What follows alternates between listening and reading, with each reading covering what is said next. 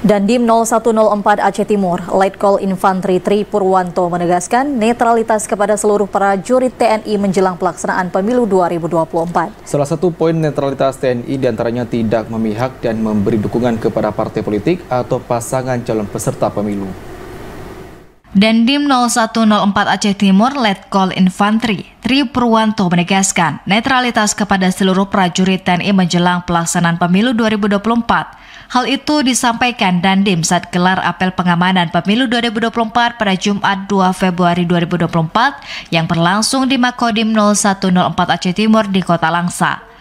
Beberapa poin netralitas TNI diantaranya yakni prajurit TNI tidak boleh memihak dan memberi dukungan kepada salah satu partai politik atau pasangan calon peserta pemilu. Tidak memberikan fasilitas sarana dan prasarana milik TNI Angkatan Darat untuk digunakan sebagai sarana kampanye. Prajurit TNI Angkatan Darat yang keluarganya memiliki hak pilih dilarang memberi arahan dalam menentukan hak pilih.